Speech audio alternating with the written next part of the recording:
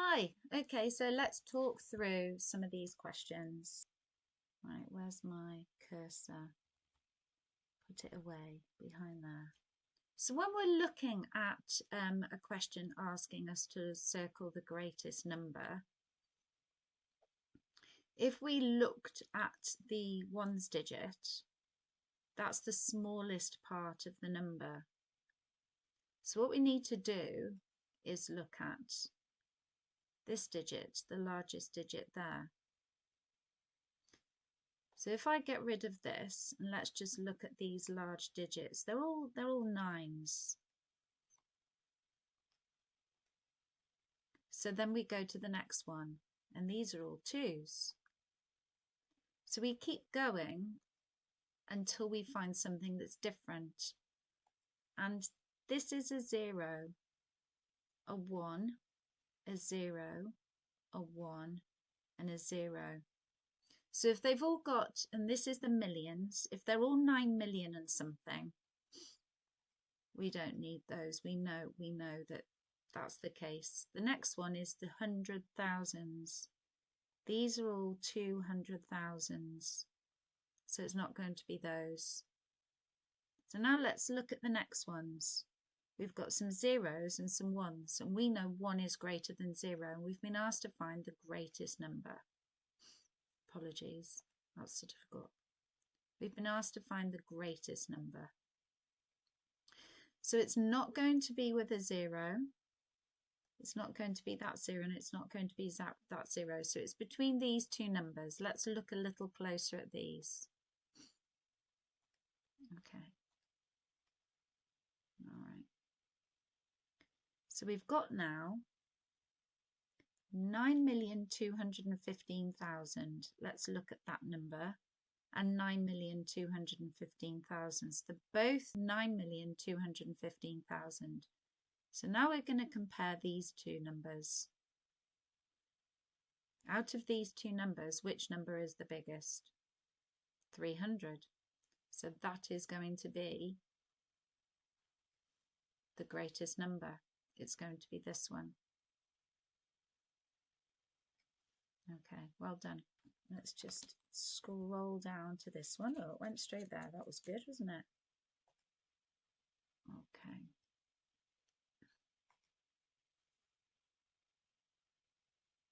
So we've got one table can seat 8 people.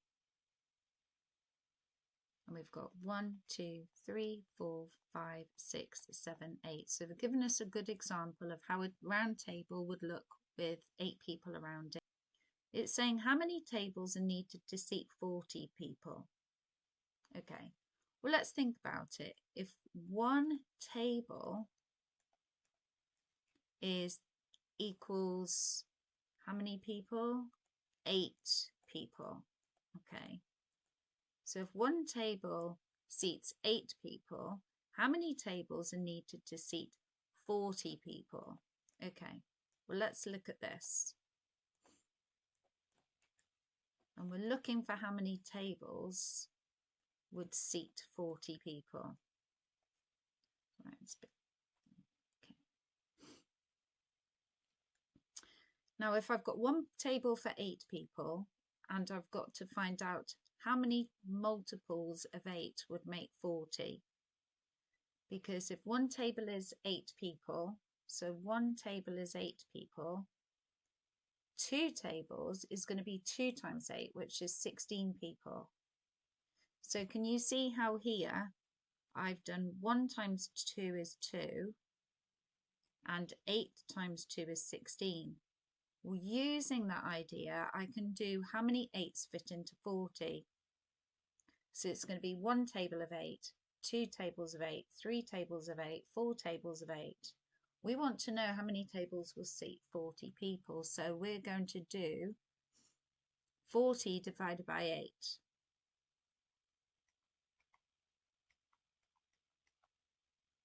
Or we can do 8 multiplied by something equals 40.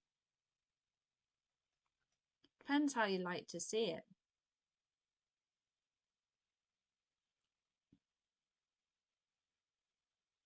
Okay, So we know it's 8 times 5 is 40. 5 eighths are 40.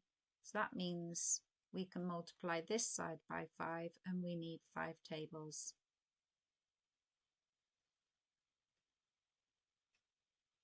So remember, some of you will find these questions comfortable and other people won't. And that's okay, because we all find different things more comfortable than others. All right, so let's have a look at the next one. Number 3, write the missing number to make this addition correct. Okay. Now this 4 here is in the hundreds. Oh, I've got the big pen again. This 4 is in the hundreds of thousands. And we've got a 4 hundreds of thousands here. So we've got that one. And this number here is in the tens. And this number is in the tens. So we've got that one. So what we need to do is work out what that one is. And that one is, right, they're all a bit thick. That one is in the, which column is that? That's the ones or the units, tens, hundreds. This is the thousands. This is the tens of thousands. What we could do, instead of worrying about the column it's in, we can actually look at this number. We can pull this number down and we can fill in the rest with zeros, because these are all placeholders.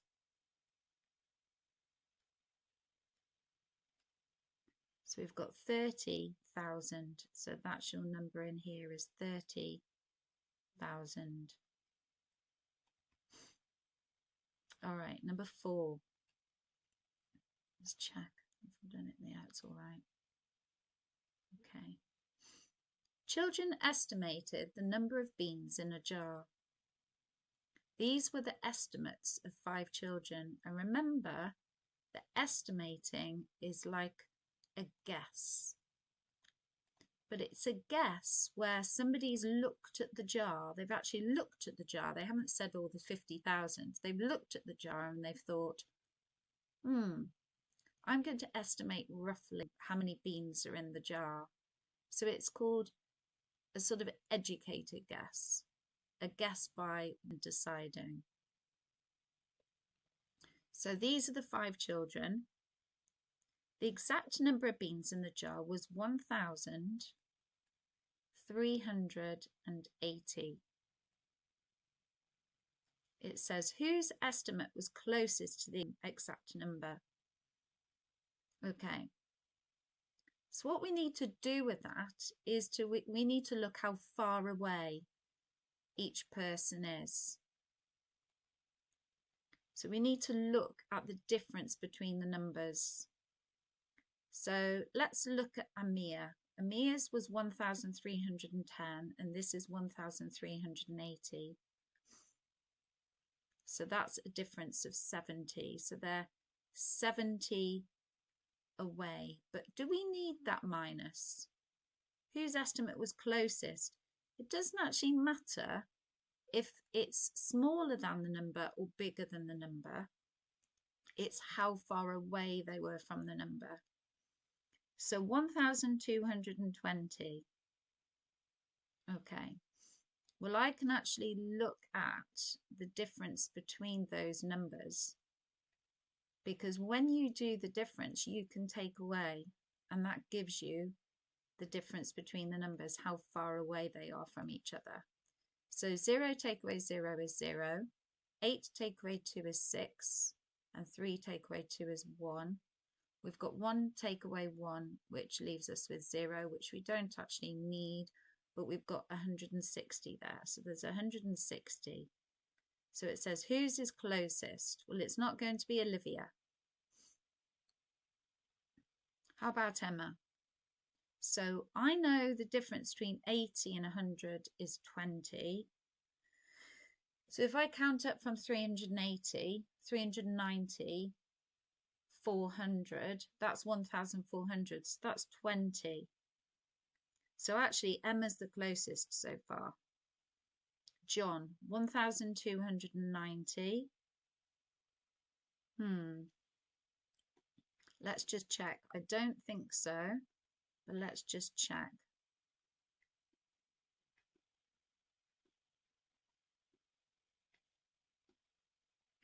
So 0 take away 0 is 0. 8 take away 9. We can't take 9 away from 8. So we need to cross out the 3, turn it into a 2 and carry 1. Now we've got 18 take away 9. 2 9s are 18. 2 take away 2, that's 0. 1 take away 1 is 0, so that's 90 away. So it's not going to be this one either. 1,460. Let's do that one as well.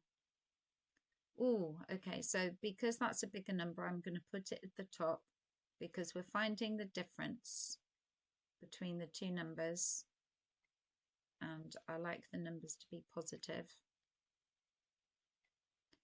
0 0, 6 take away 8. We haven't got a bigger number than 8, so we need to go next door, turn the 4 into a 3 and carry 1. I know 2 8s are 16, so that's going to be an 8. 3 subtract 3, 1 subtract 1, and that's 80. So the closest person is going to be, it says closest to the exact number. Emma's was the closest.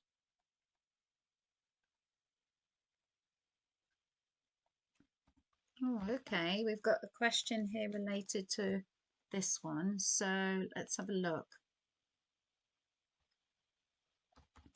So it says, whose estimate was furthest from the exact number? Oh, that's good because I've worked all these out so I can have a look. Furthest from the exact number. Okay. So the exact number was this, and we've used this to work out the questions. So the person who was the furthest away is going to be Olivia.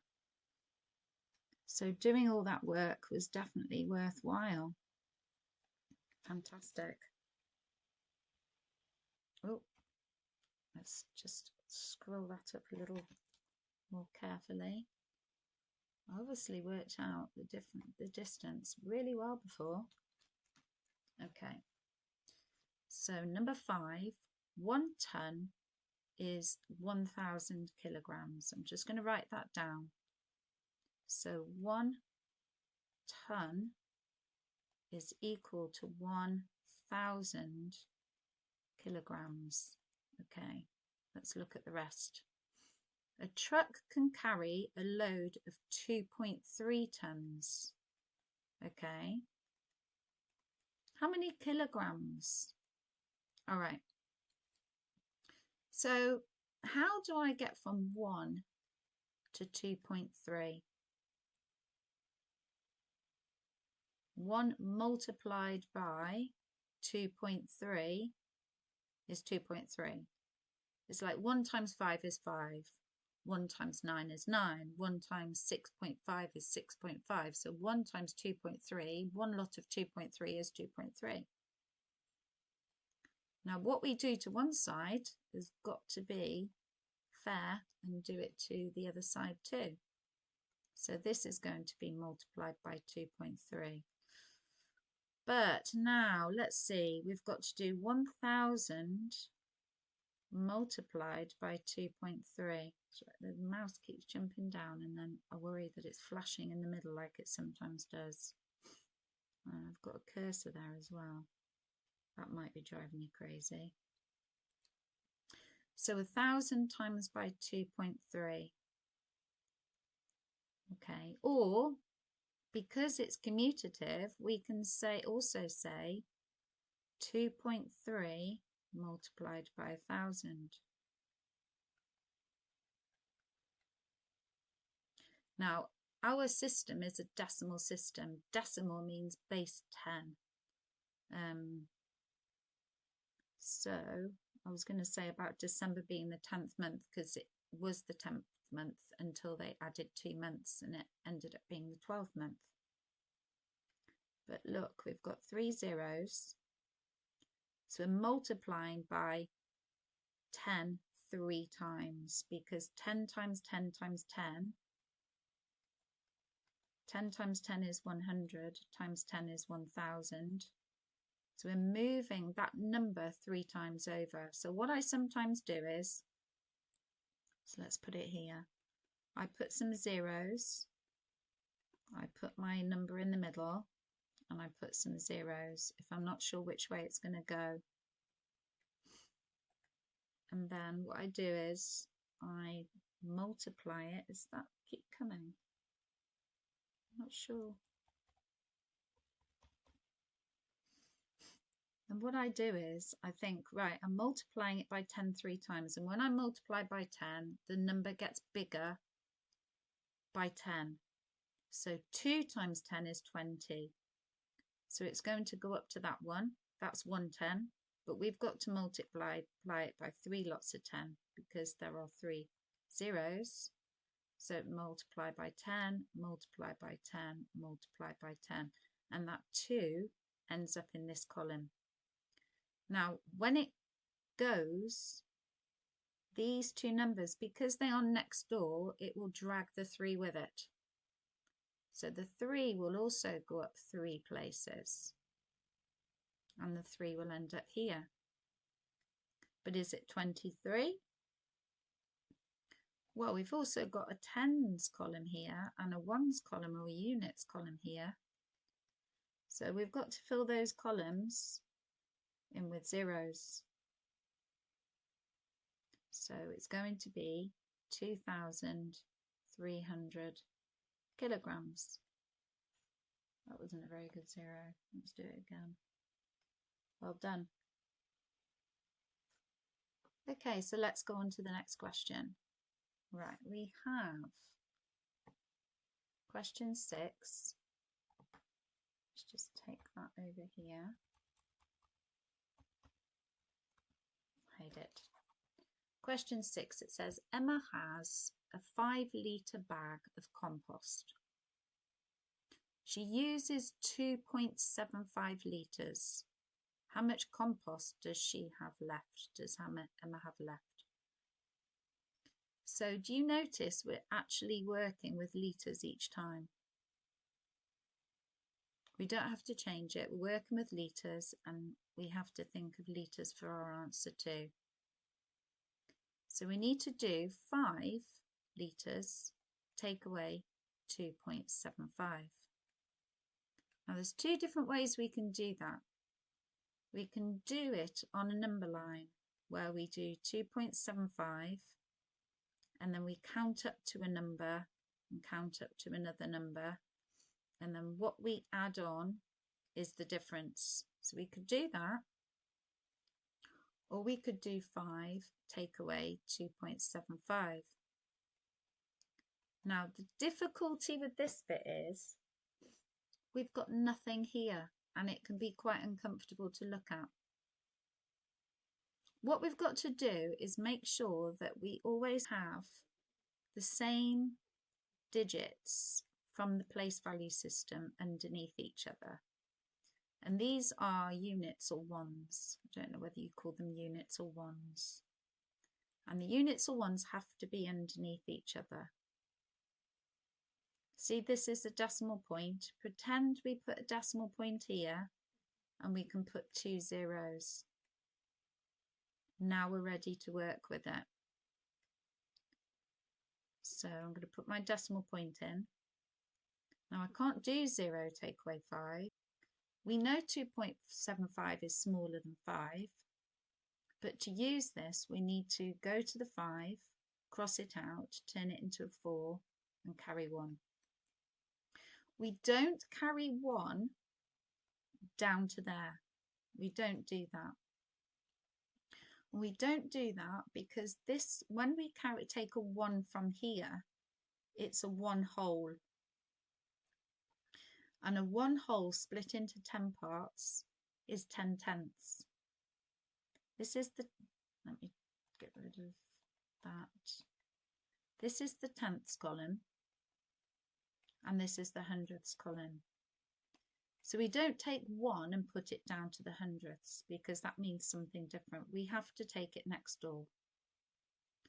So once we've done that, we can cross out the 10, turn it into a 9 because we're taking away 1. So we're turning it into a 9 and then we carry 1. Now we've got 10 take away 5.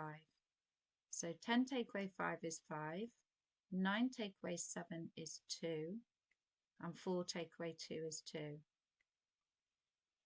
So our answer is 2.25. If we do it this other way, what I'd probably comfortably do is get it to turn into a 3 and then get it to turn into a 5. So how do we make 2.75 into 3? How do we make that 0.75 into a 1? So that we've got 2 plus 1 plus 0.25. If you're not sure about those, have a look again at what the different fractions are and decimals that add up to make 1 and how to split them up. And then from 3 to 5 we add 2. So we've added all together. Can you see that's the same? That's 2.25. Okay, let's do number 7. All right, so pop that away. In a race, Ali completes a swim, a run, and a bicycle ride. The swim is 1/10 of the total distance. Okay, so let's think. A swim, a run, and a bicycle ride.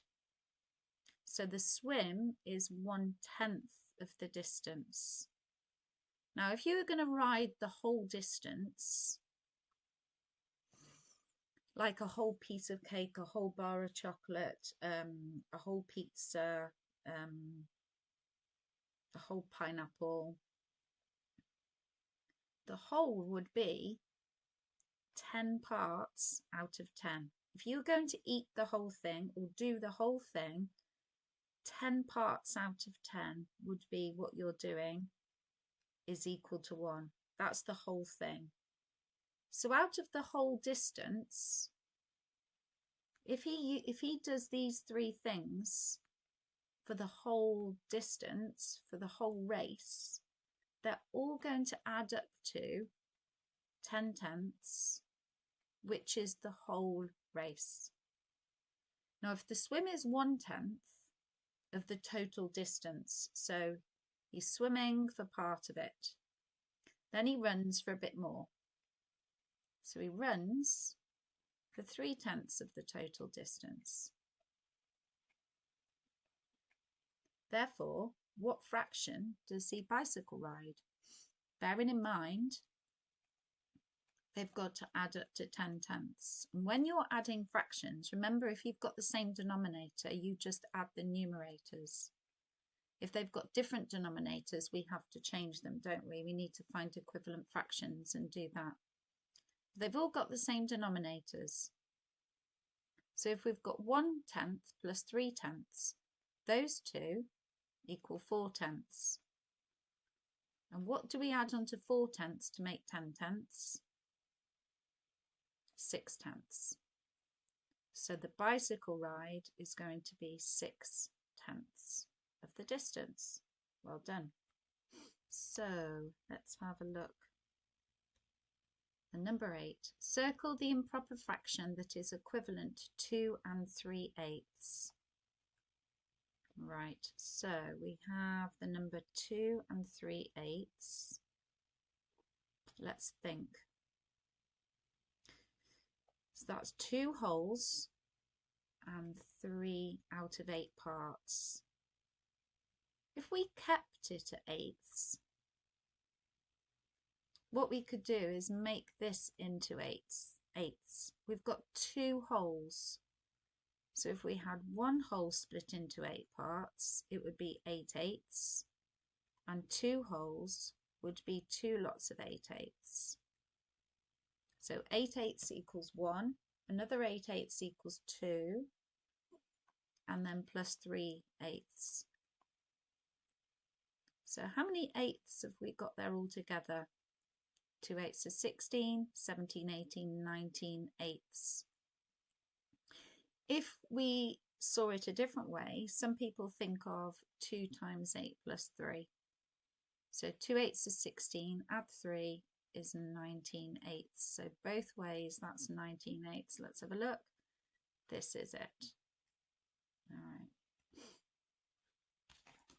Be a bit more careful this time. All right, we have a pictogram here. Let's take that up there. This pictogram shows how many DVDs a shop sells in 1 week. Now it says on Monday, 24 DVDs were sold. Well, it doesn't look like 24 DVDs. Now with pictograms, there's usually a bit of information that tells us what 1 is going to be. So what we've got to do is work out what one DVD picture actually shows us. So here we've got 1, 2, 3 DVDs. And those 3 DVDs on the picture are actually equal to 24 DVDs.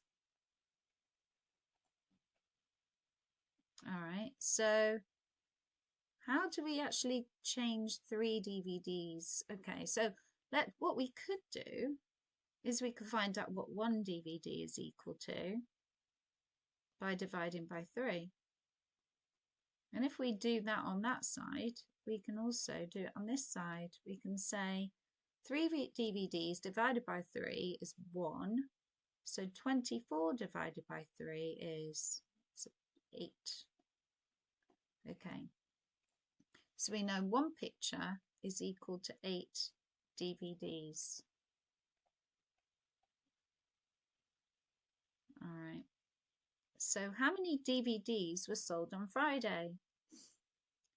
So we have 1, 2, 3, 4, 5, 6, and then a half. Okay. So we're looking for 6.5. So 6.5 DVDs. Okay. So what do we do now? If 1 DVD is equal to 8 DVDs, then do we have to multiply by 8? Does that mean that each one of these is 8? I'm just going to change that colour. Does that mean that's 8? And that one's 8, and that one's 8, and that one's 8, 8, 8, and then half of 8, 4. So how many 8s have we done? 1, 2, 3, 4, 5, 6. Oh, okay, so it's 6 times 8. Okay, so it's 6.5 multiplied by 8. All right, so I could do it like this. And because we haven't got 2 decimals and one of them's a decimal, that's quite nice. 8 5s are 40. 8 6s, 6 8s are 48. I always like saying 6 8s rather than 8 6s. It feels right. 6 8s are 48, 49, 50, 51, 52. Let's check. 6 times 8 is 48, and half of 8 is 4. 48 add 4 is 52. I think 52 DVDs were sold on Friday. Okay, so question 10. A shop has an offer. Buy 1 box for £1.90, get the second box half price. Okay, so 1 box is £1.90.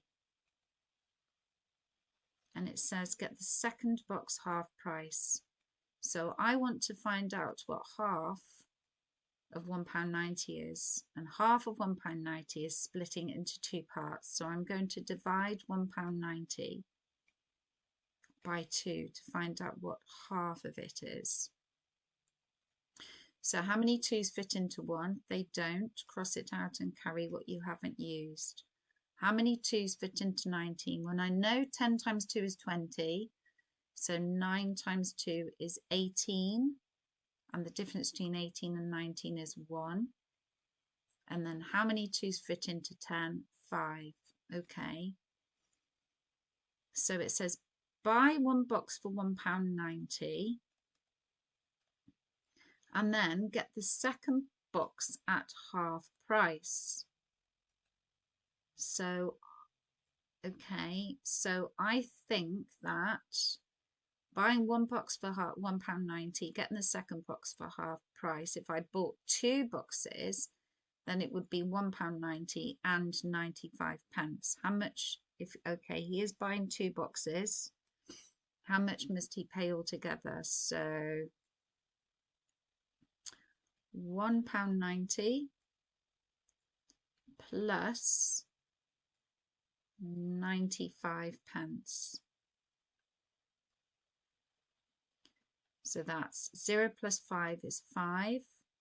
9 plus 9, 2 9s are 18. And then 1 plus 0 plus 1, 1 plus 1 is 2. So I think he must pay £2 and 85 pence for that, for those 2 boxes altogether. Well done. Question 11. Write the missing values. Right, so when a fraction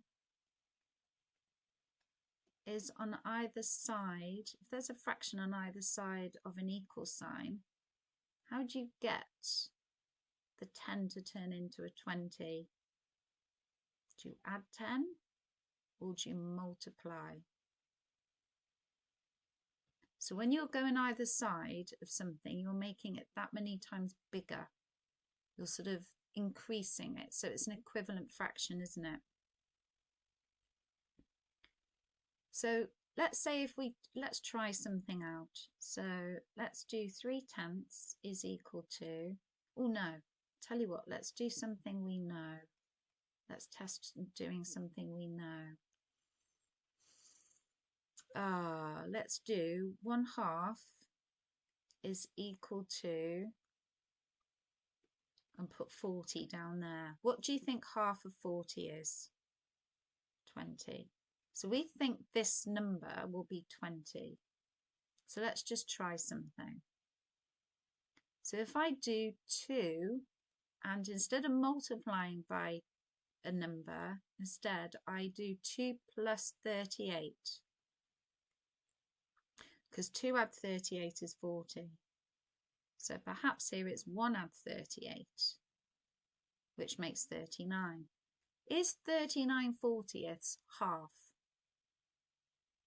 If you had 40 people in a room and you told half of them to go and get their food early and you told the other half to go and get some drinks, how many people would go and get their drinks?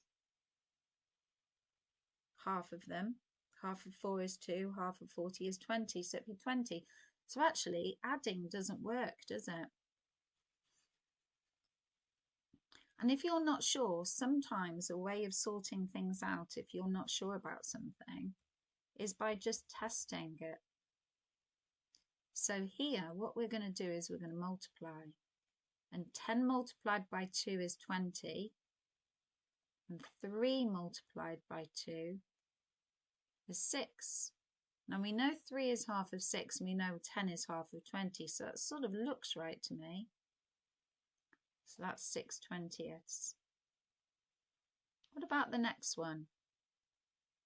So we've got 12/15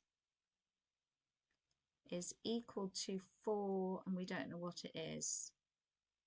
This number's smaller. This 4 is a number that's smaller than the 12. Last time the 6 was bigger than 3 and the 20 was bigger than the 10.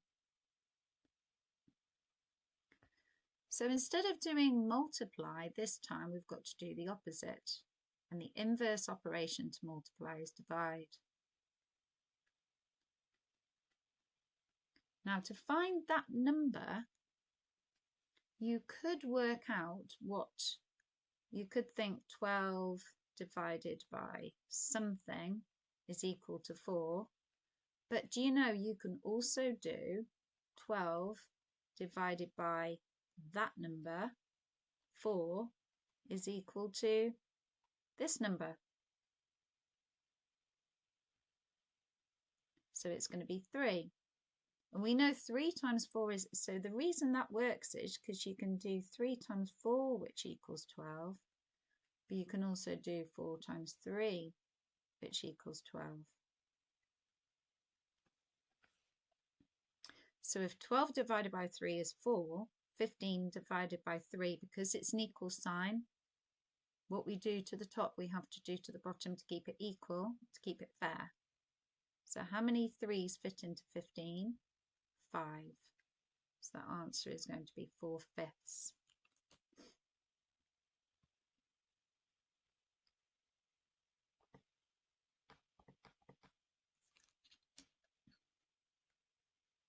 Okay, so we're looking at question 12. William has 4 parcels.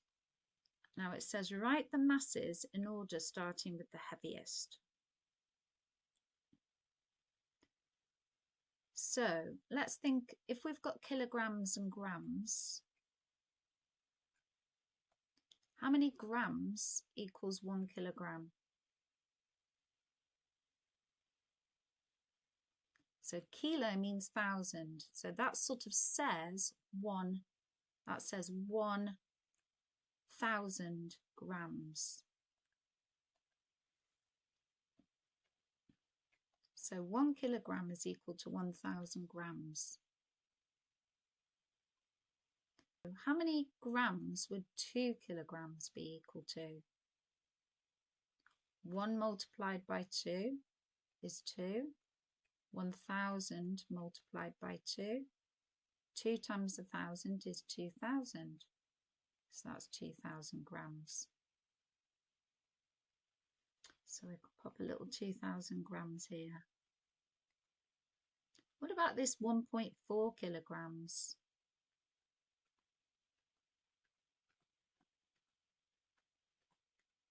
One multiplied by something equals 1,000.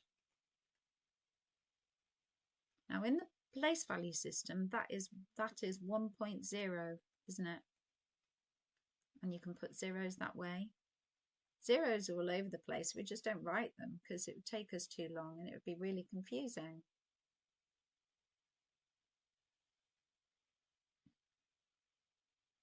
So to get that 1 into, because we've got 1, 2, 3 zeros there. 1, 2, 3 zeros. So the 1 should be there. 2, 3. Let's jump 3 places. 2, 3. And we fill this in with zeros. So maybe what we could do is we could do 1.4 kilograms and make that 1 jump 3 places. 1, 2, 3, and it goes to there. But then you have to take the number with you and then fill in the rest with zeros. So that's going to be 1,400 grams. Now let's have a look at them. Which is the heaviest? We've got 1,400, 1,500, 2,000, so I'll underline these, and 300. So which is the heaviest? 2,000 grams. Now what we're going to do is write this number. So we're going to put 2 kilograms there, and then, so we've done that one. What's the next? Oh, I'd say 1,500 grams is probably next, because if this one here is 1,400 grams and that's 1.4, then 1,500 grams is the next one, isn't it? Then it would be 1.4 kilograms. And then it would be 300 grams. So we've done that one. Sorry, I didn't tick it. We've done that one.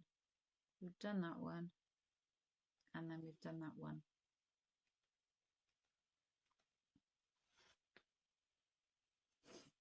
Good, good.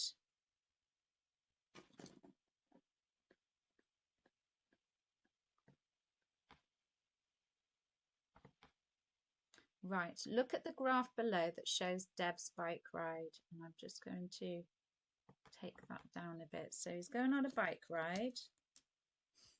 Let's have a look. Let's talk through it and see what sense it makes for us. Distance. Okay, so that's how far in kilometers he rides his bike. So the distance is going that way. Okay, so if it goes that way, it means he's gone at a distance. All right, so time. Okay, so this is 10 minutes, 20 minutes, 30 minutes, 40 minutes. Okay, so it's worth looking first of all at what these mean. So here, looking here, between B and C, if that's distance, he hasn't moved. He stayed at, I shouldn't have put it there actually. He stayed at 3 kilometers. He hasn't moved. He's been there for how long? 10 minutes. Okay, so I'm going to put 10 mins there. So he's obviously stayed there and stopped for a reason, hasn't he? He's had a reason to stop. Maybe he had a break. Maybe he'd ridden quite fast and then he had a little break. Now, if he rode 3 kilometers in 10 minutes, it looks like it took 10 minutes for him to ride 3 kilometers. That's quite fast. He must have been tired. So the net stretch of the journey, let's have a look. So he's going between 3 kilometers and 4 kilometers. So instead of going 3 kilometers, he only rides 1 kilometer this time. And how long does that take him? Well, that takes him 10 minutes as well. So he's obviously a bit tired now. So that's 10 minutes. This is 10 minutes. Looks like they're split into 10 minutes, doesn't it? And that's 10 minutes. And then it looks like he rides even slower. Where's that go up to? There. There. Yeah. There. Okay. So that's half a kilometre in 10 minutes. So he's obviously got really tired. So let's have a look. Match each part of Dev's journey to the correct sentence. Right.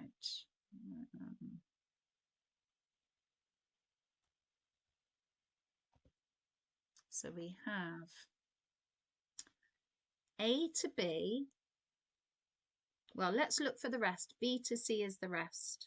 So Dev rests for 10 minutes. So I think those two go together there.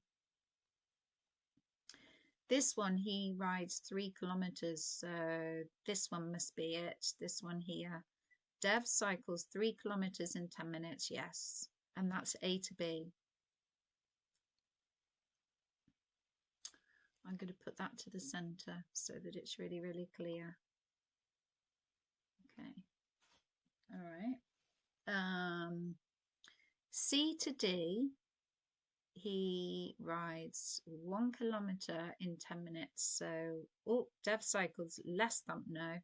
Dev cycles 1 kilometer in 10 minutes. So that's C to D. And then D to E is less than 1 kilometer in 10 minutes. So that's my answer for that. Okay, let's have a look at the next question. So we're on to question 14. Let's have a look.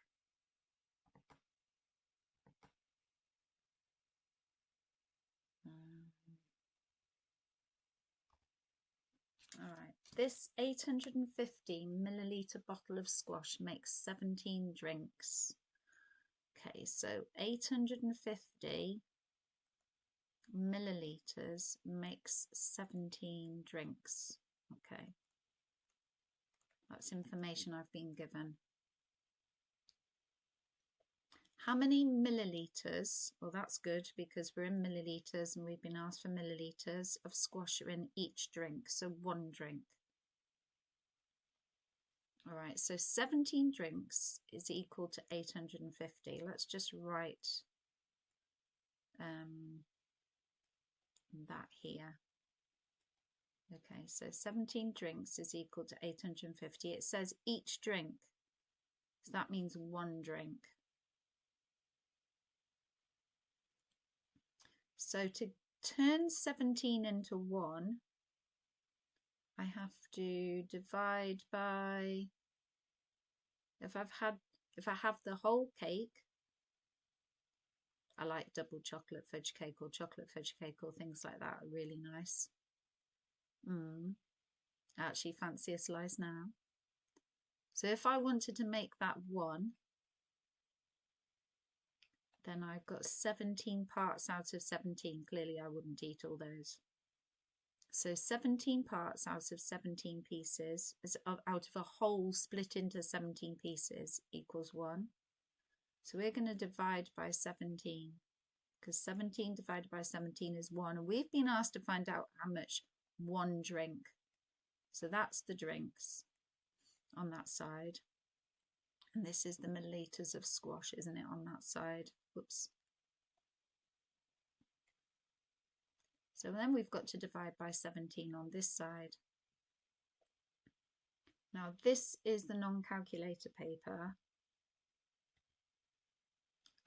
So what we would need to do is find out how many 17s fit into 850.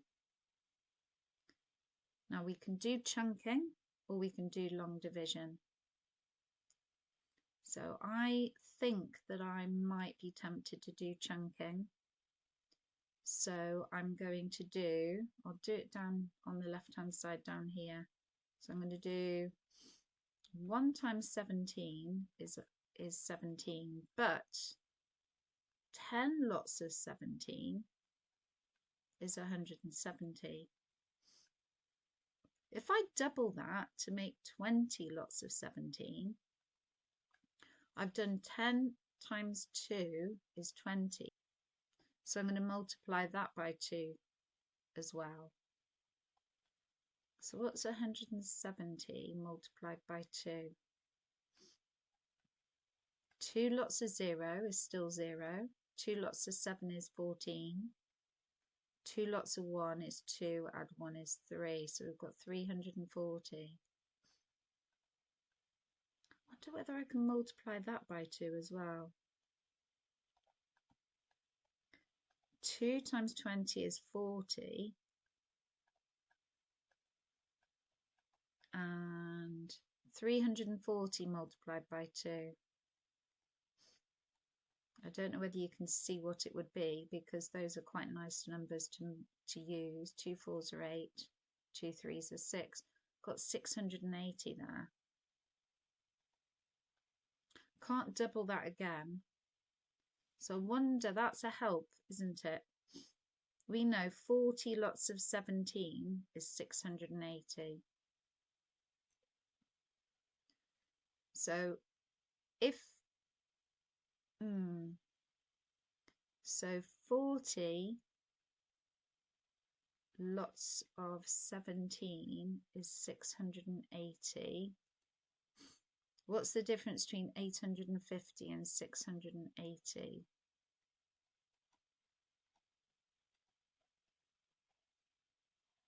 Zero take away 0, 5 take away 8 we can't do. Cross out the 8, turn it into a 7, carry 1. 15 take away 8 is 7. 7 take away 6 is 1. 170 left, and look, we have that. So that means 10 lots of 17 and 40 lots of 17. So we know that 50 times 17, or multiplied by 17, is 850. How does that help us though? What did we originally want to do? Let's find a different colour. What did we originally want to do? We wanted to work out 850 divided by 17. Well, we've got 50 multiplied by 17 is equal to 850. Now, because I can move this around, it's like saying, if I said 2 multiplied by 3 is equal to 6, you could say that 6 divided by 2 is equal to 3, or you could say 6 divided by 3 is equal to 2. So how about we use that to help us?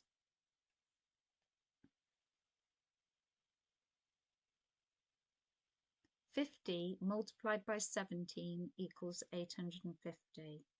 Let's compare it with this. Now we've got these two numbers, haven't we?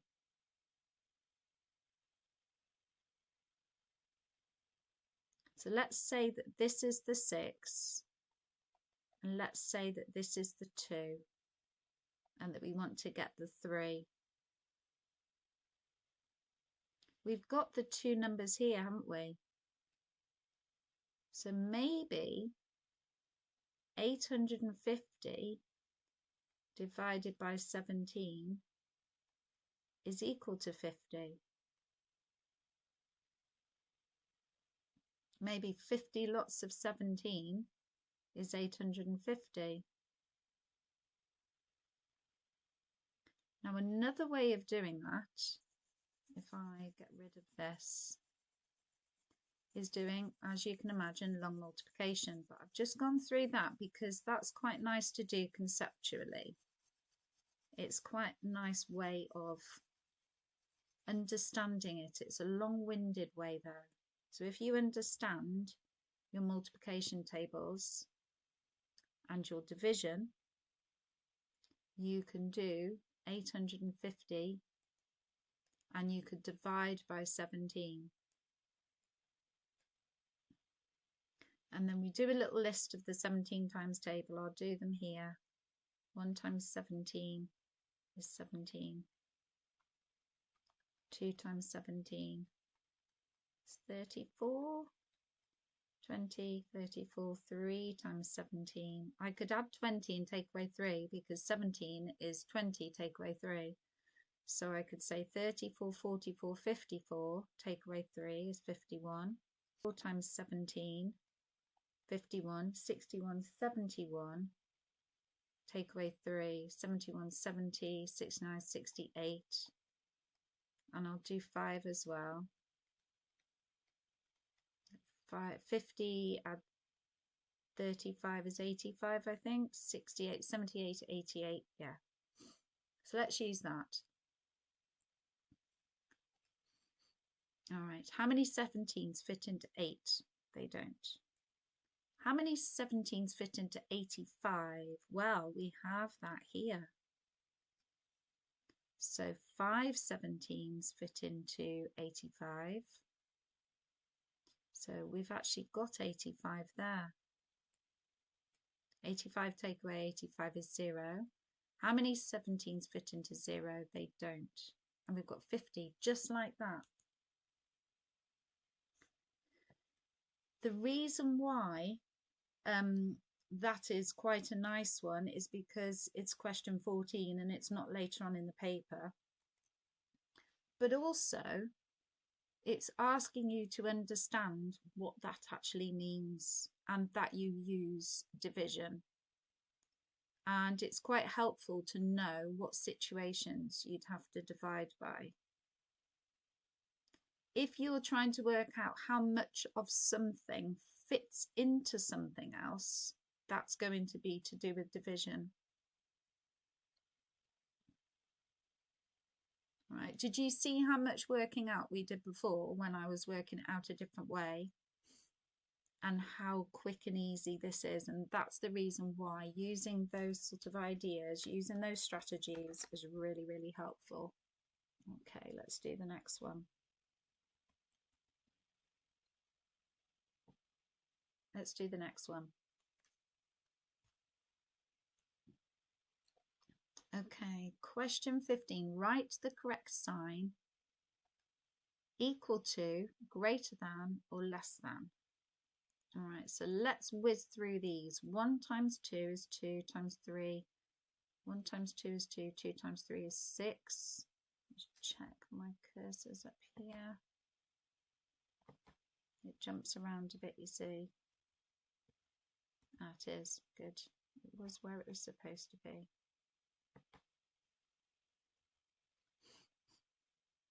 One plus 2 is 3, plus 3 is 6.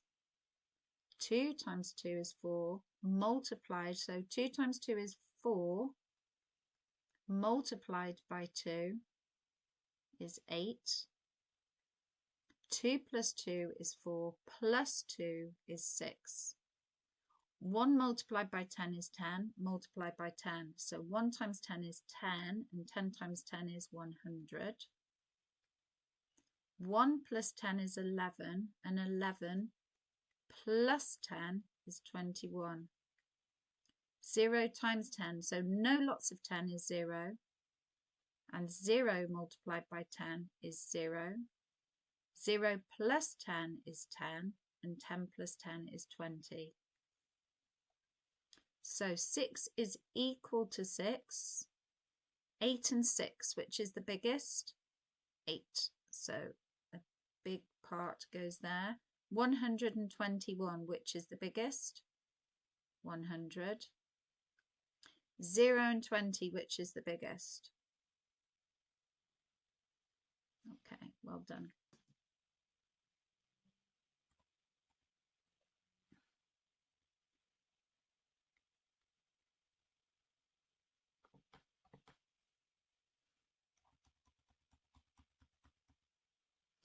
Number 16, tick the numbers that round to 28.7. Let's think. So if it's 5 or more, it goes up. If it's 4 or less, it stays the same. Okay. All right. So they're all 28s. They're all 28s here. So I don't need to worry about those. So now I'm going to look at these columns, but it says 28.7.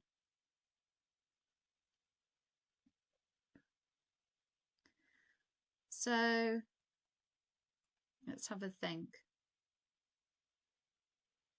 Well, that wouldn't round up to 28.7 because it's 28.70 and not 28.07. It's not that one. It's that one. And I can put as many zeros as I want on the side there. But ultimately it's 28.70. So it's not going to be that one. And it doesn't say equal to, it says round to. 28.65. Well, 6 is close to 7 and it's got a 5 there. And it says 5 or more make the next number go up. So that will be right. That would round to 28.7. Now 4 or less, it stays the same. As in, this digit doesn't go up, it stays the same. So because that's 0.71, that would be 0.7 as well. So that will round correctly. But this one has a 7 and a 5.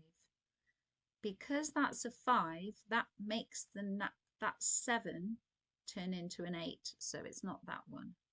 And 28.97, that's too far away. Now it says tick the numbers that round to 28.7. So because it's asked me to tick, I'm just going to do that. It doesn't matter if you've crossed them, but that's just what I'm doing. All right.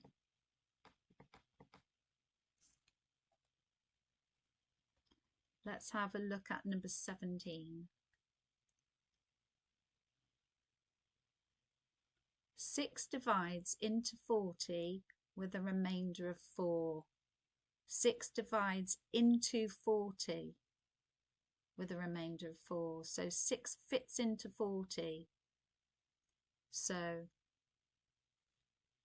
does that mean 6 fits into 40? It's got a remainder of 4.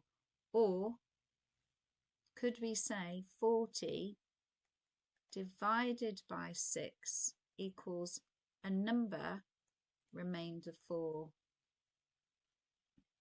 Write one other number that divides into 40 with a remainder of 4.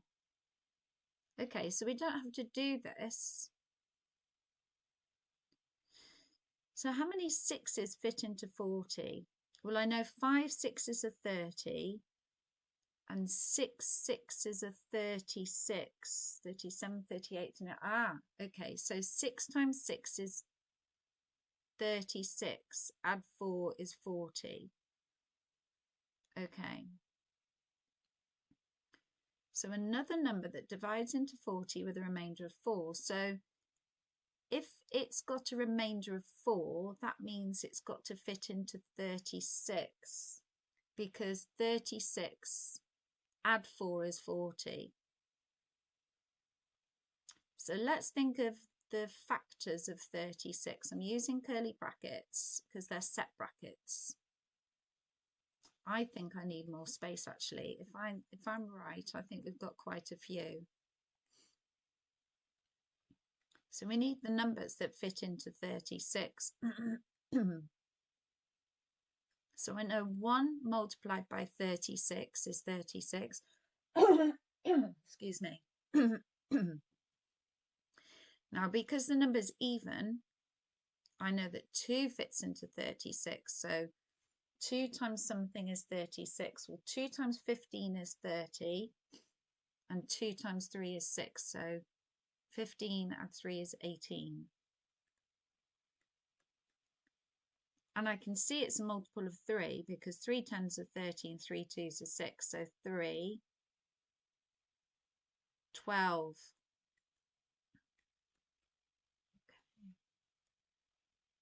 4. Well, if 4 tens are 40, 9 fours are 36. Goodness me, it's got a lot of factors. 5, no, 6. 6 sixes are 36, right. Goodness me. One other number that divides into 40 with a remainder of 4. All of these fit into 36. So which one shall I choose? I could do 36 fits into a 40 with a remainder of 4. 2 fits into 40, but actually that's not true because 2 actually fits into 40. Exactly. 4 fits into 40 exactly because 4 tens are 40. So this doesn't necessarily work.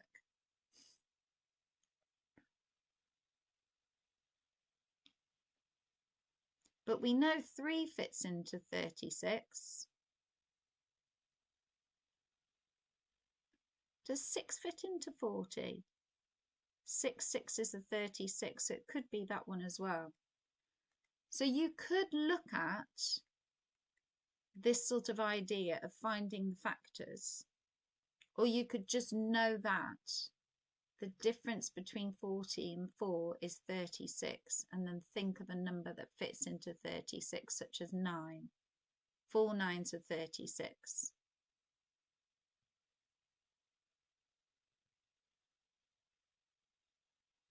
So I'm going to put a 9 there.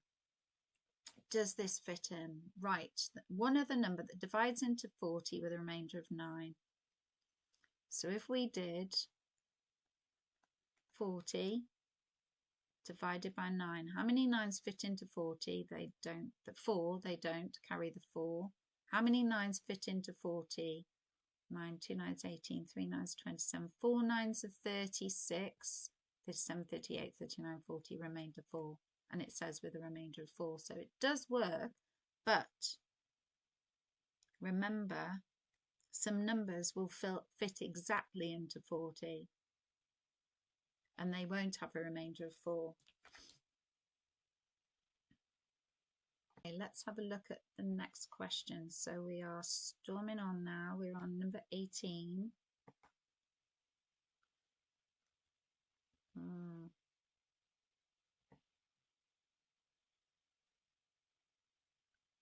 Let's have a look.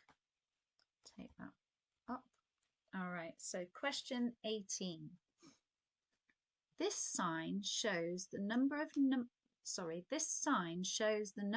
empty spaces on each level of a car park at 10 a.m.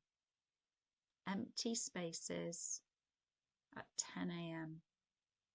So on level 2, there are 511 empty spaces, and level 1, 268 empty spaces. In this car park, each level has 800 spaces. So total number of spaces on level 2 is 800, and on level 1 is 800. Okay, so taken spaces is going to be the difference between these two, isn't it? And the difference between these two. What is the total number of cars parked in the car park at 10 a.m? Right. Well, these are empty, so it's nothing to do with those. So I think what we've got to do is work out how many spaces are parked. Okay, so instead of calling them taken, maybe I should call them parked. And then that makes sense, doesn't it? Right, so we've got to work out the difference between 800 and 511. So I'm going to do some subtraction. 800 take away 511. Well, I can't take away from 0, so I'm going to cross out the 8, turn it into a 7, carry 1. Now we've got 10. Cross out the 10, turn it into a 9, carry 1. Now we've got 10 take away 1, which is 9. 9 take away 1, which is 8. And 7 take away 5, which is 2. So on level 2, there are 289 parked cars. On level 1, we've got 800 cars. Take away 268 spaces will tell us how many cars are parked.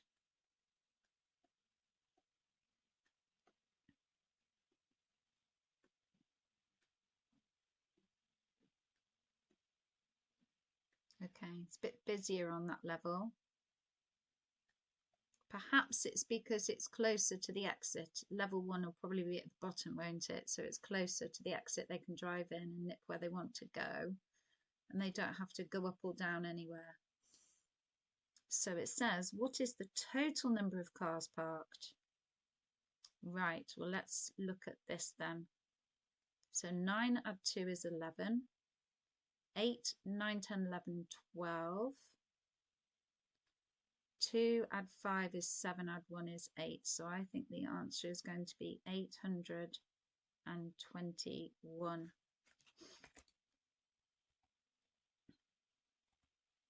Oh, that was good. Right, let's take that up a little bit. Where's my cursor? There it is. Okay. The circumference of this circle is 60 centimetres. Right, let's just have a think about what we've got here. Let's get rid of that and choose a different colour. Get rid of the cursor. Okay. Circumference. Okay, so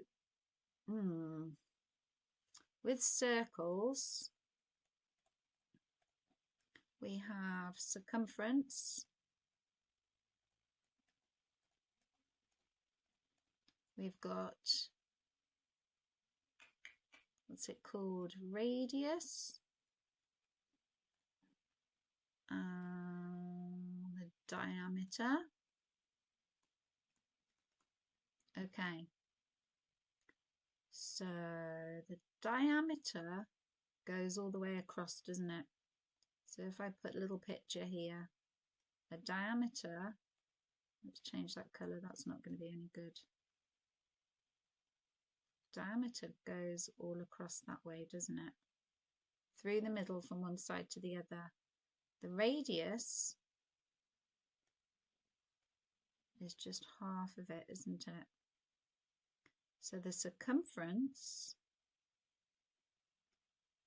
is like a perimeter, but a perimeter of a circle. Goes all the way around the outside. But it's not round the outside like that, is it? It's actually, if you put a piece of string around a circle and then you chopped it and, you know, just put a little cut in it and then you opened it up, that would be the length of the distance around the outside of that circle. So it's like the perimeter, it's called, well, it's the perimeter of the circle. So the circumference of this circle is 60 centimeters. I'm just looking at here. What's this? It's a right angle. How many right angles do you think fit in a circle? Let's have a think. I think there would be another one there. And then there. And then maybe there. 4? Looks like it, doesn't it? What's the size of a right angle? 90 degrees. What is the total degrees inside a circle? 360 degrees. How many 90s make 360? 9 is 9, 2 9s are 18, 3 9s are 27, 4 9s are 36. So 4 90s are 360. So yes, it is a quarter. So it says, what is the distance around the edge of the circle from point A to point B? Well, if that part there is a quarter of the circle, a quarter of the turn, then surely this bit as well is going to be a quarter of the turn. It's like you've got an arm here. I'm going to draw this really badly now. It's like you've got an arm and you turn the arm around there. So that arm ends up being here and it's gone, as you know, 90 degrees. But as it's gone there, it's gone a quarter of the turn. So I think what we've got to do is the circumference is 60 centimetres. I think we've got to divide 60 by 4. So how many 4s in 6? 1. Carry 2. How many 4s in 20? 5. And if you think about it, it would be 15 centimetres. And then another 15 centimetres is 30 centimetres. Another 15 centimetres is 45 centimetres. Another 15 centimetres is 60 centimetres. So I think the distance around the edge of the circle from A to B is 15 centimetres.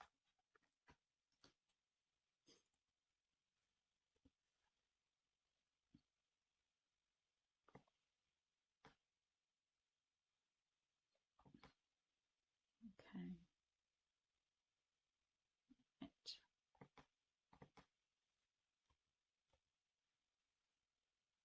Right. Let's have a look. There are 432 places at a dance school. All right, so we've got 432 places at a dance school. And there are 2 age groups. Goodness me. This table shows the number of classes and the number of pupils in each class for each grade, each group at the moment. All right, so 7 to 12-year-olds, there are 15 classes of 7 to 12-year-olds. There are 16 children in each class. And for the 13 to 18-year-olds, there are 10 classes and there are 18 children in each class. How many more pupils can join the dance school? So we need to know how many are there already. So 15 classes, 16 pupils in each class. So 1 class is 16, 2 classes is 32, 3 classes 48. So you're adding lots of 16 15 times. Repeated addition means multiplication. So we're doing 15 times 16. Now you can either, if you do 15 multiplied by 16, you can do it a couple of different ways. So you could do this if you wanted to and do some long multiplication. I like to do a double underline and I put my 0 holder there. You could, oh, that wasn't very good, was it? So I'll put that there. It's a bit better. Or you could see 15 as 10 plus 5. And then you could do 10 times 16 and you could add it to 5 times 16. So 15 multiplied by 16 is the same as saying 10 times 16 plus 5 times 16. If you think about it, 15 lots of 16 is the same as 10 lots of 16 and 5 lots of 16, because 15 lots of 16, 15 can be split into 10 plus 5. So 10 times 16 is 160. 5 times 16, well, 5 tens are 50. 5 sixes are 30. So I think that's 160 add 50, 210. I think that's going to be 240. Let's see. Let's just choose a different colour. 6 times 5 is 30. 6 times 1 is 6, add 3, 6, 7, 8, 9. 1 times 5 is 5, and 1 times 1 is 1. 0 plus 0, 9 plus 5 is 14. So that's 240, yes. So I think, I nearly put 240 there, but that's not the answer, is it? What have I just answered? 15 times 16. All I've done is work this out. That's all I've done so far. So maybe I could have written part 1 and called this part 1 and part 2, and then part 3 is working out the difference, isn't it? So I've got 3 parts, and maybe I should have done that and said that's part 1. Done part 1. Okay, part 2 is 10 times 18, which is quite nice and easy. That's 180, isn't it? But what's part 3? How many more pupils can join the dance school? Well, this is how many are there. So let's work out how many are here altogether. 0 plus 0 is 0. 4, 8, 9, 10, 11, 12. 2, 3, 4. We've got 420. Okay. There's 400. Oh, hang on. It says how many places there are. It says there's 432 places. There's 420 people there. So the difference between, so this is part 3. So we've done part 2. That's done. Tick. So I've done that one, I've done that one, and I'm on this one. So I've got to do 432, take away 420. The number of places take away how many are there is 12. So I think the answer is 12 more pupils can join the dance school.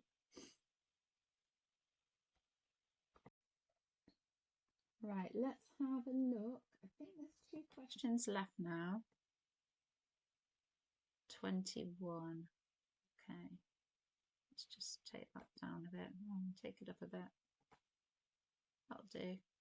All right. So let's have a look.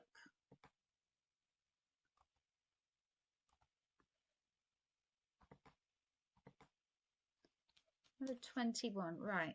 Each shape stands for a number. So we've got triangles and circles.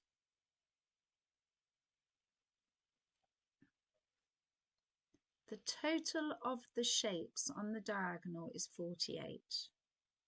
Okay, so that's the diagonal. So it's saying that this one plus this one, so the triangles add together to make 48.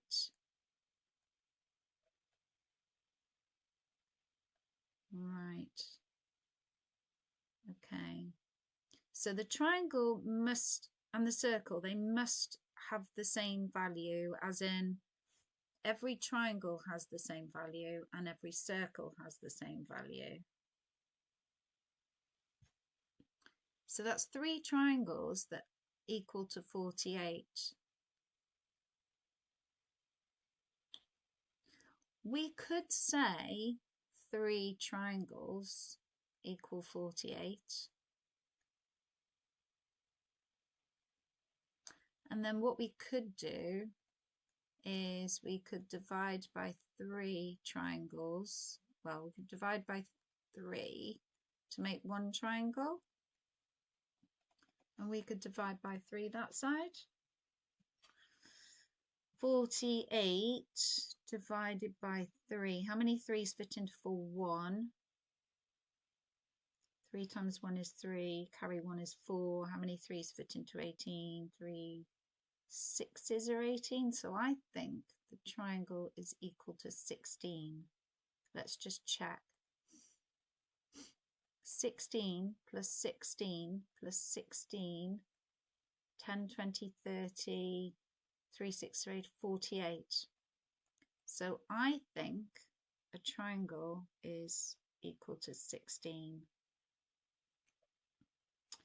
Says the total of all the shapes is 200. So how many triangles are there? 1, 2, 3, 4, 5. So if I worked out 5 lots of 16, I'm going to partition that. I'm going to do 5 times 10 plus 5 times 6.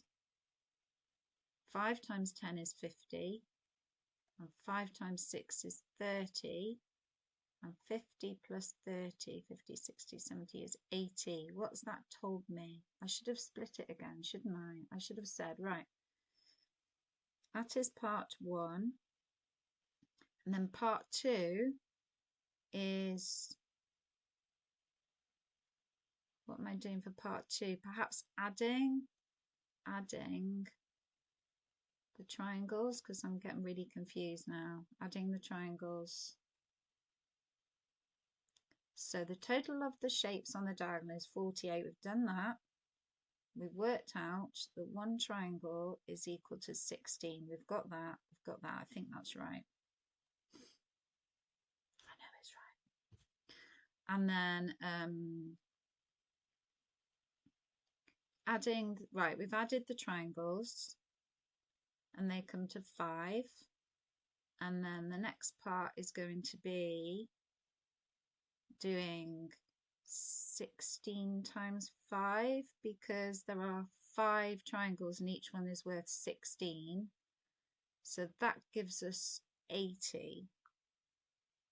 So we know the triangles add up to 80. Okay, so if all the shapes add up to 200 and there's 1, 2, 3, 4 circles and the triangles are 80, so let's think. Let's try a different colour. All right, so perhaps what we need to do is 200 take away 80,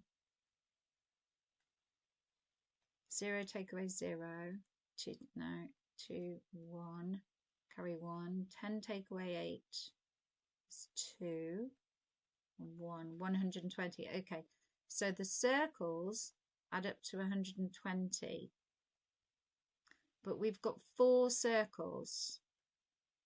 So let's pop it up here. 4 circles, yes, 4 circles equals 120. But I only want 1 circle, so I'm going to divide by 4 to give me 1 circle. So if I divide that side by 4, I've got to divide this side by 4. So let's just do that. Gosh, this is a big question. How many 4s fit into 1? They don't, so cross it out and carry what you haven't used. How many 4s into 12? 3 4s are 12s. How many 4s into 0? 0. So 1 circle, I think, is equal to 30. And I'm going to check because I have a little bit of time. So if we have 1, 2, 3, we have 5 times 16. And then we have 4 times 30. 4 3s are 12, so 4 30s are 120, yes. 5 10s are 50, 5 6s is 30, so that's 80. And then 80 plus 120 is 200. Yay! All right, I think we've got one more. Okay, I think that's the last one. Let me just check. I might be lying. Oh no. Ah! We've got quite a few. Been at this for ages, haven't I?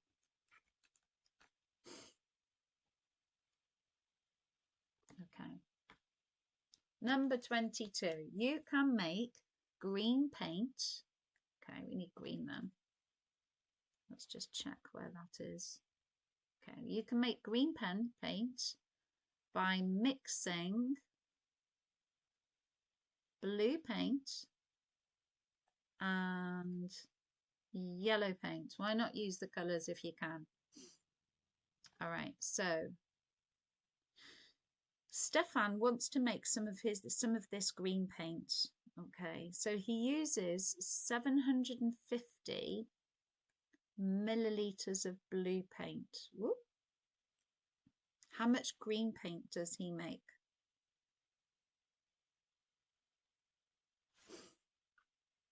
Oh, it says here 250 milliliters. We can compare those, can't we? So perhaps we can say blue on this side and we could say green on this side. So when we use 250 milliliters of blue paint, why am I putting green? So this is what happens. You're in the middle of an exam and your head goes a little bit wobbly.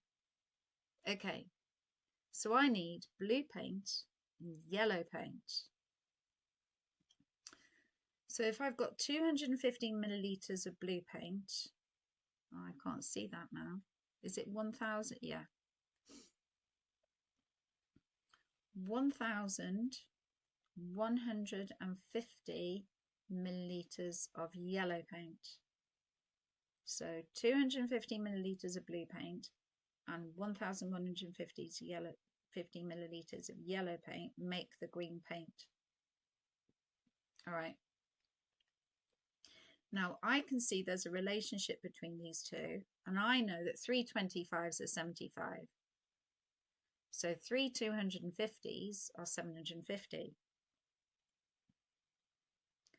So I know that I can then, because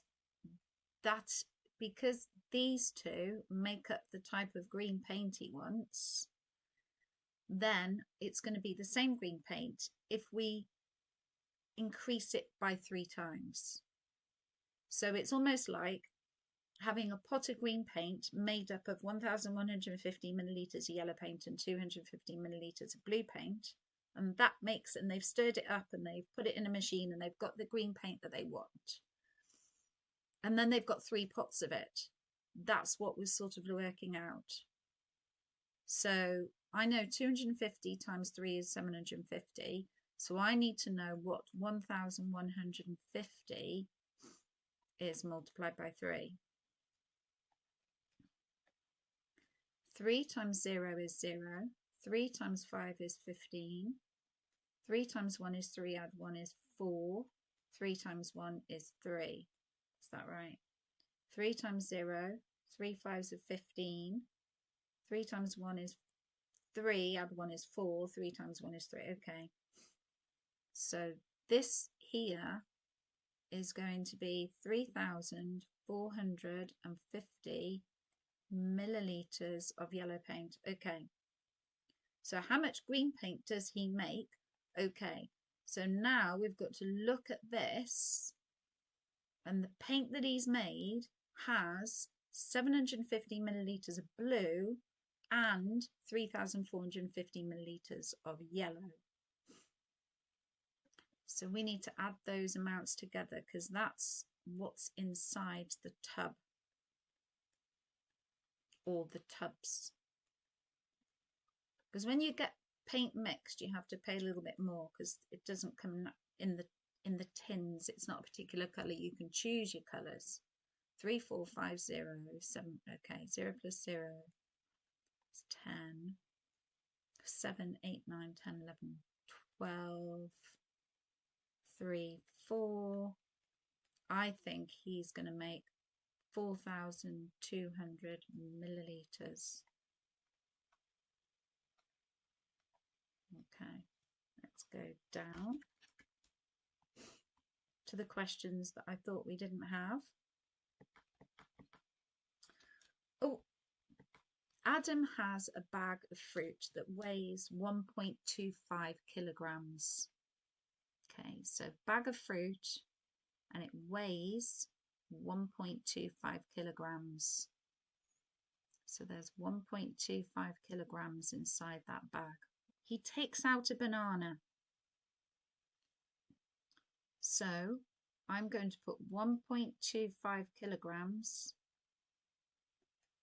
take away banana, equals, and now it weighs 1.1 kilograms. So let's work out how much a banana is. So, all right.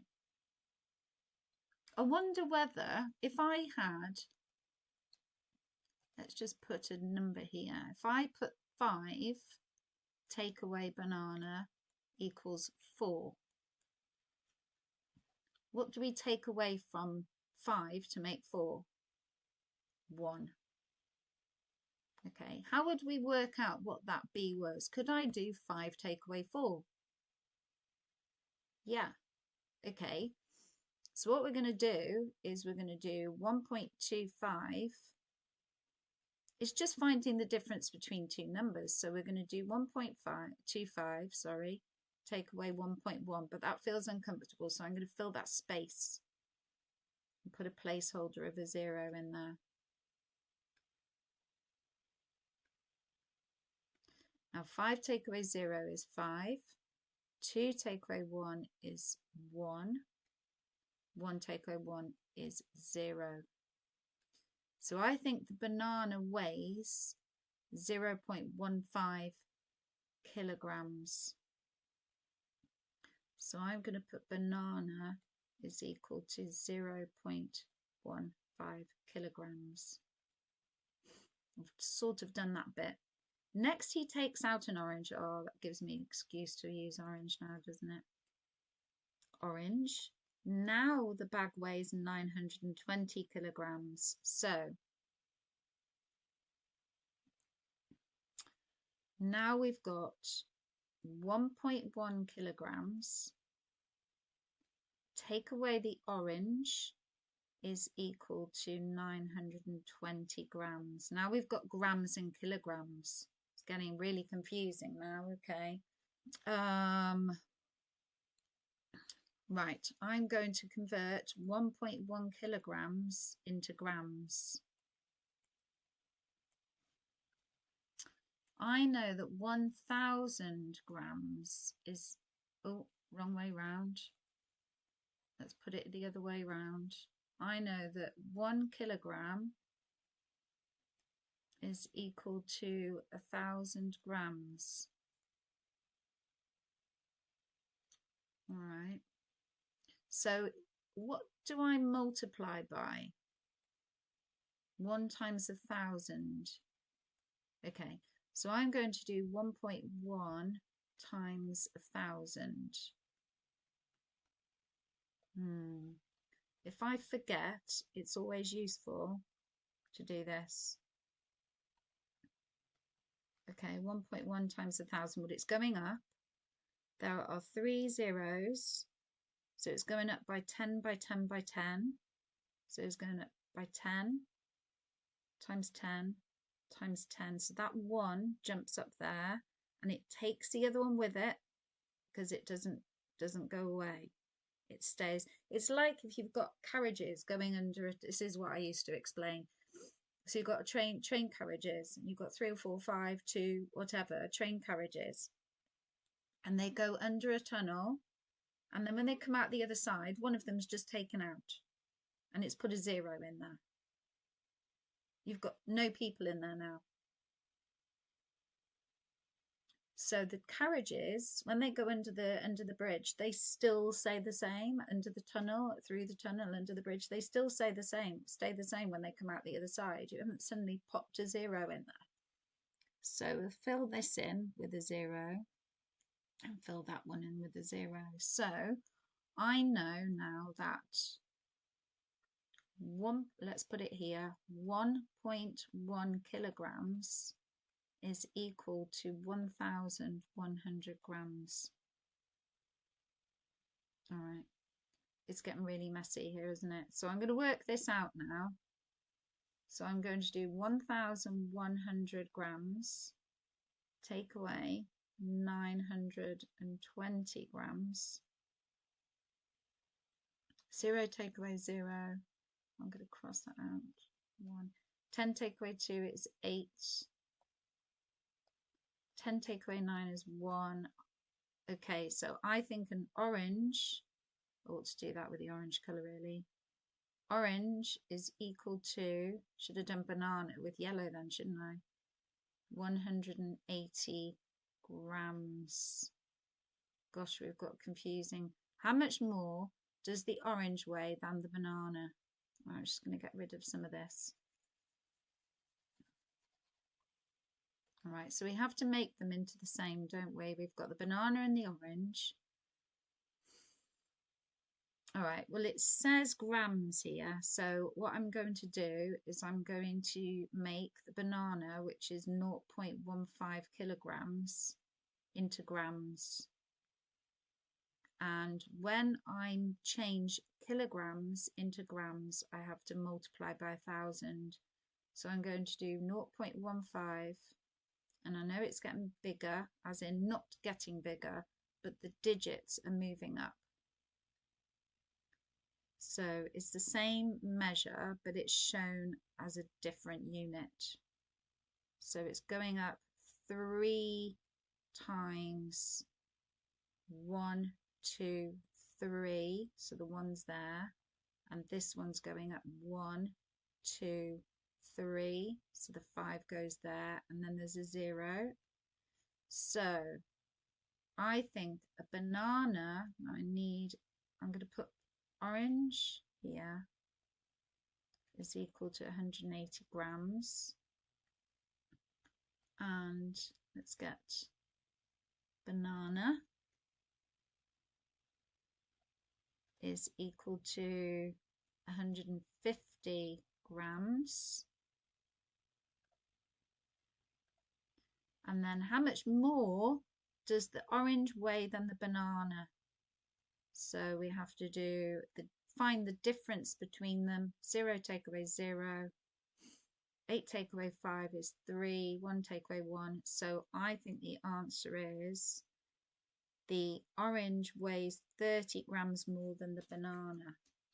We've got a couple left.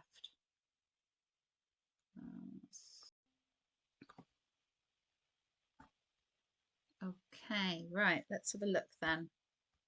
We have an isosceles triangle. So an isosceles triangle is the one where two sides the same length.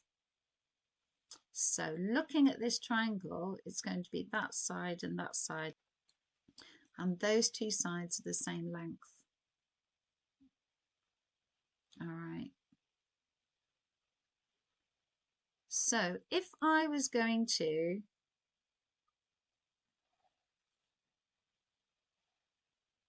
do this, see what you think.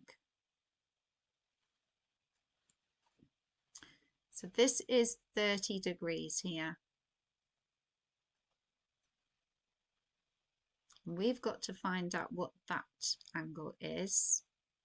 And we've also got to find out what this angle is. Let's just get rid of those for a minute because we're just going to talk through this. If that line hits this line here, these lines at the same angle, and it continues, then these two angles are going to be the same. If the angles inside a triangle add up to 180 degrees, and we've already got 30 degrees, let's take that away. So 180 take away 30, 150, 160, yeah, it's 150 degrees.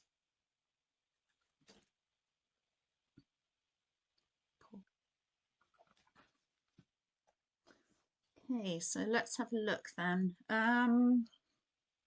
What should we do then?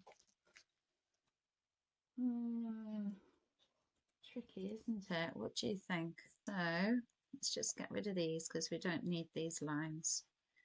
It's just to sort of explain how it sort of carries on, that you can carry on the lines, which you'll do more at high school. So if these go down, if these lines go down at the same sort of trajectory, gradient, then these two angles are going to be equal. So if we have got 30 degrees already, and we've got 150 left, we've got to share them equally between those two angles. So I'm going to half 150 degrees. So 2's into 1, they don't go, cross out and carry what you haven't used. How many 2's fit into 50? Well, I know 7 times 2 is 14 and that's 15, so carry 1. 2 times 5 is 10. So I think that one is going to be 75 degrees there. I have a dog who wants to come in.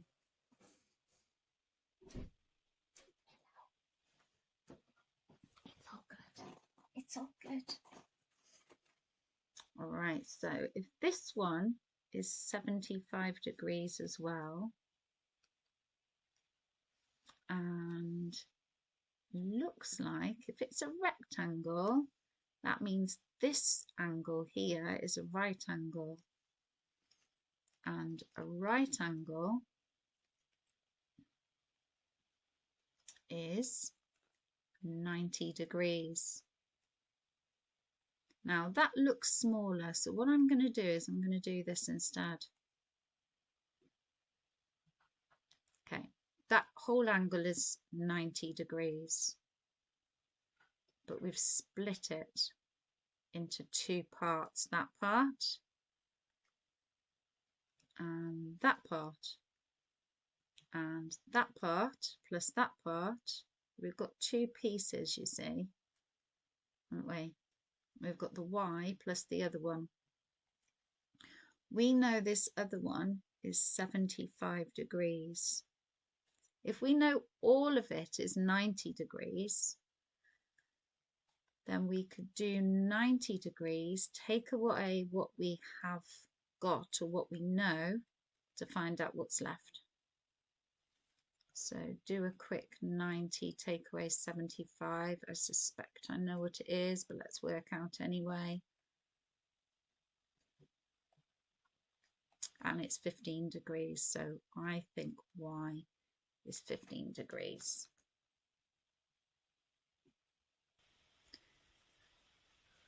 The triangle is to be transformed. That means moved or slightly sort of rotated, reflected, translated. It's been moved on the grid. It says first translate the shape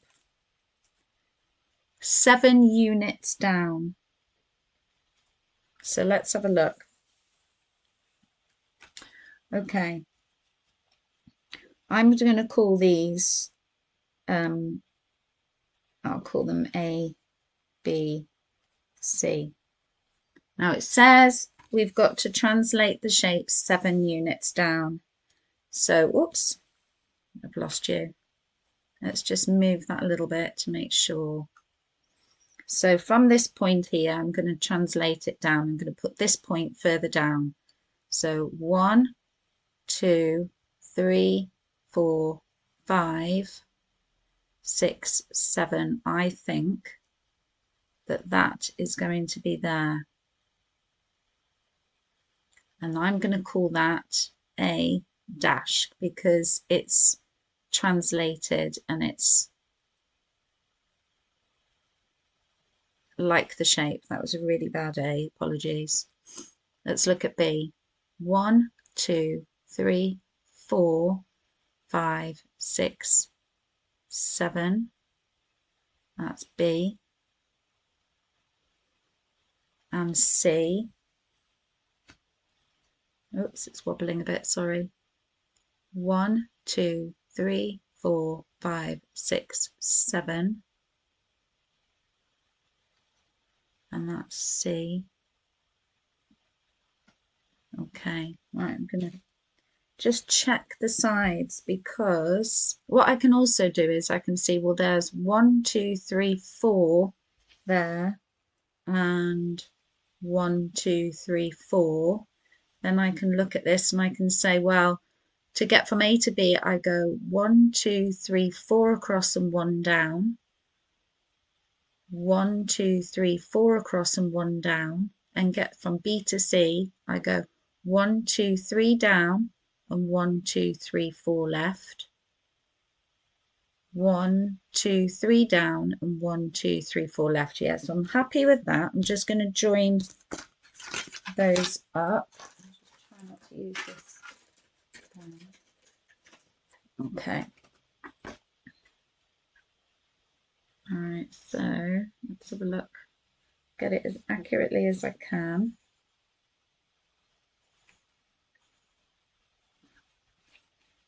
Perhaps I ought to use a different, perhaps I'll use this pink. Just make sure I get it right.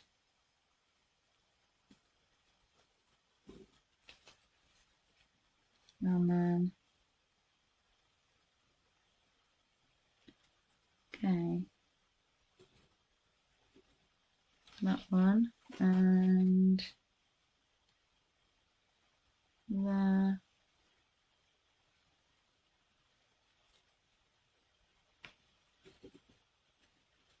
Okay, gone a bit off there, but that's fine.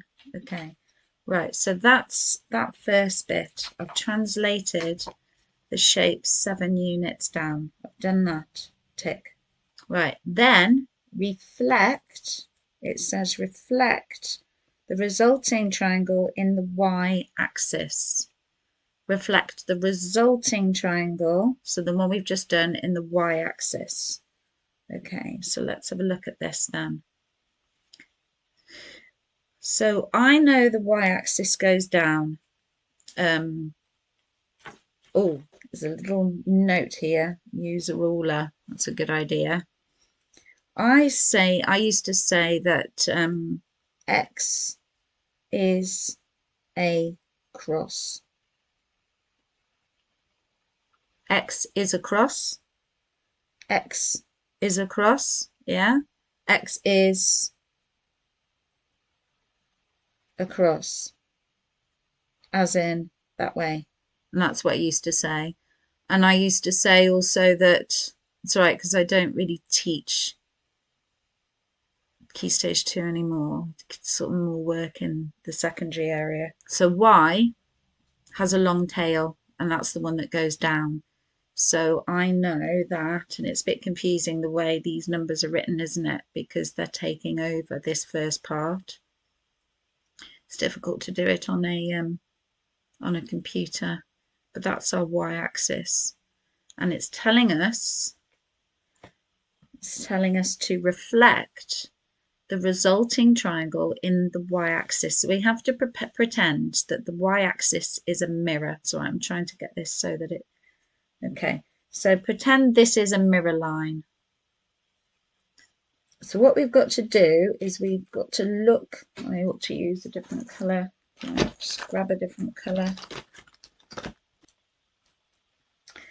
So I'm going to look at this. This is the y-axis. I'm going to put a little blob here to make sure that we remember that that's the y-axis, because as I said, those numbers confuse it slightly. So coming from here, it's one jump that way. So if you're going to put a mirror there, it's one jump this way. Okay, so here from B, here's our y-axis. 1, 2, 3, 4, 5.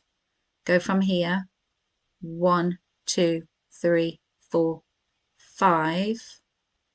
This is going to be, I'm going to call it B2. We'll call it B1 and B2.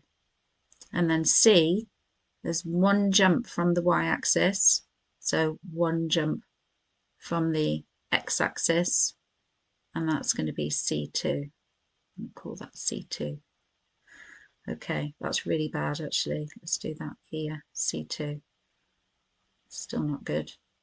It's because I'm looking at the screen rather than the paper. I actually can see it better with my eyesight. I can see it better on here than I can on there. Let's check. So we've got, that's the y-axis. Actually, I'm going to do a little line there because it's not very clear. Make it a little bit clearer.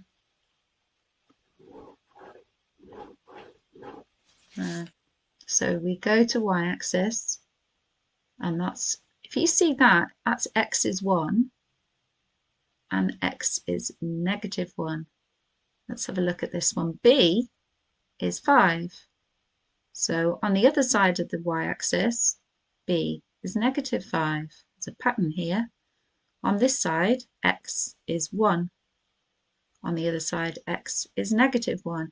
And it's because the distance between these is going to stay the same. Because if we have a mirror there, this is going to be like sort of standing 1 pace away from the mirror. This could be standing 5 paces away from the mirror, and that's back to 1 pace. But this on this side is also 1 pace away from the mirror. That's 1 pace away from the mirror, and that's 5 paces away from the mirror. So I think this is going to be what the answer is. Let's do this. And as long as you're really careful and you do your best, that is all that anybody can ever ask of you. Just please remember that. Well, I'm doing it over the, that's not very good, is it? Just please remember, it's just about being you and doing your best. That's it. No more than that. I shake on this side, so apologies. It sort of looks a bit shaky. Okay, and I think we've answered that. So thanks ever so much for joining me. And yeah, all the best. Take care. Bye.